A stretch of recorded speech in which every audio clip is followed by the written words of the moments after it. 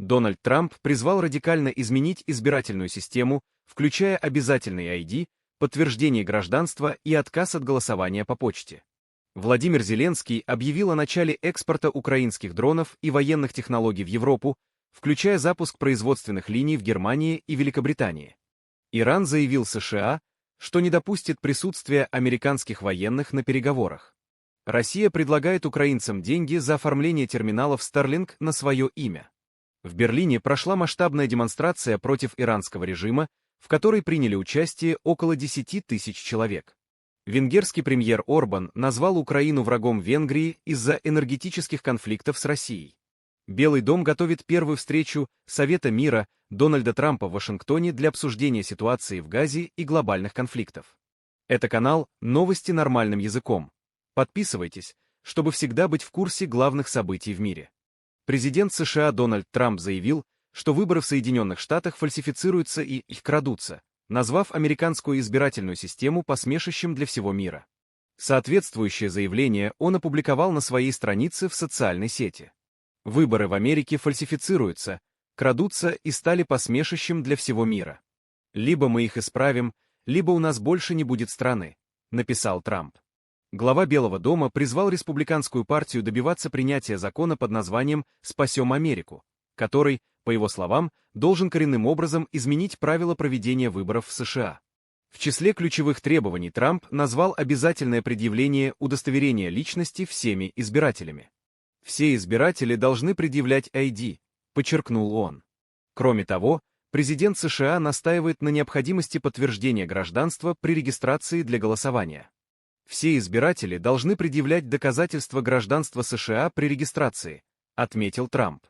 Отдельно он выступил против голосования по почте, допустив его лишь в исключительных случаях. Никакого голосования по почте, за исключением болезни, инвалидности, службы в армии или нахождения в поездке, написал президент. Президент Украины Владимир Зеленский заявил о планах по масштабному расширению производства украинского вооружения за пределами страны. Об этом он сообщил на встрече с преподавателями и студентами Киевского авиационного института. По словам главы государства, Украина переходит к экспорту военных технологий и созданию зарубежной производственной инфраструктуры.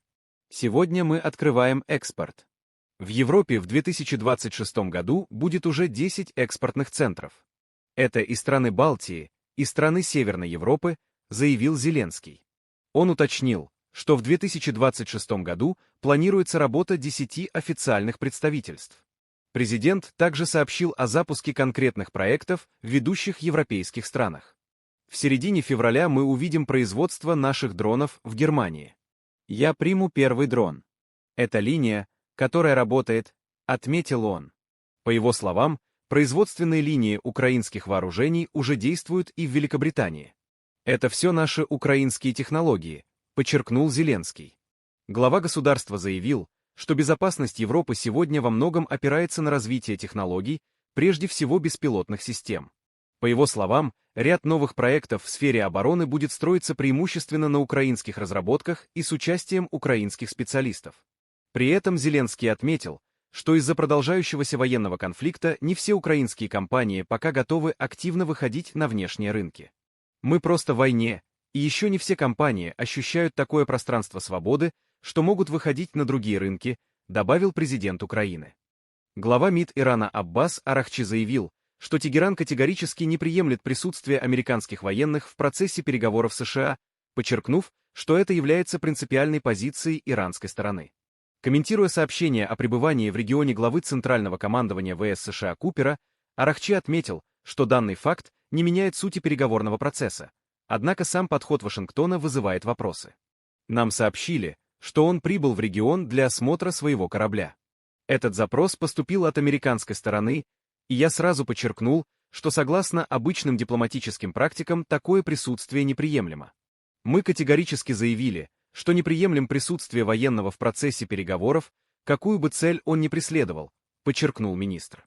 Глава МИД Ирана также прокомментировал формат диалога с Вашингтоном, отметив, что для Тегерана принципиально не то, в каком виде проходят контакты, а их реальное содержание. Форма переговоров не так важна, главное — их содержание, подчеркнул он. По словам министра, в предыдущие периоды переговоры между Ираном и США велись преимущественно в косвенном формате, при этом личные контакты представителей делегаций при входе и выходе с переговорных площадок были обычной дипломатической практикой. Россия предлагает украинцам деньги за оформление терминалов спутниковой связи Starlink, предлагая вознаграждение тем, кто согласится зарегистрировать оборудование на свое имя. Об этом заявил советник министра обороны Украины Сергей Бескреснов. По его словам, для российской стороны доступ к Starlink является критически важным, поэтому она развернула целую сеть по поиску людей, готовых оформить терминал за вознаграждение. Суммы предложений составляют более $400.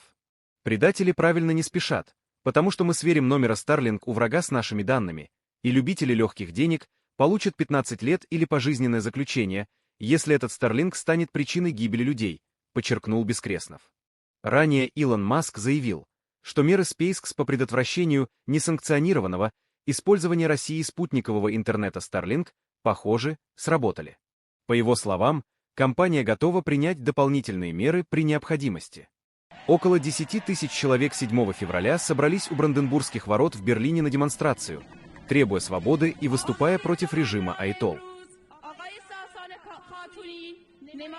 Демонстранты, среди которых было много родственников погибших и арестованных во время недавних протестов в иранских городах, размахивали флагами и несли фотографии Мариам Раджави, лидера иранской оппозиции и президента запрещенного в Иране Национального совета сопротивления. Некоторые надели желтые жилеты с надписью «Free Iran». На митинге через видеосвязь выступила сама Раджави, а также экс-глава Госдепа при первой администрации Трампа Майк Помпео. Орбан назвал Украину врагом Венгрии. Украина является врагом Венгрии, поскольку Киев стремится лишить Будапешт российских энергоресурсов. Об этом в эфире телеканала М1 заявил венгерский премьер-министр Виктор Орбан. По словам политика, Украина нарушает основополагающие интересы его страны, постоянно требуя и подстрекая Брюссель к отключению Венгрии от дешевых энергоносителей из РФ.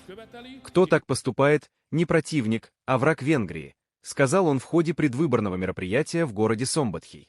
Его заявления прозвучали вскоре после того, как Совет ЕС утвердил планы по запрету закупок российского газа к 2027 году.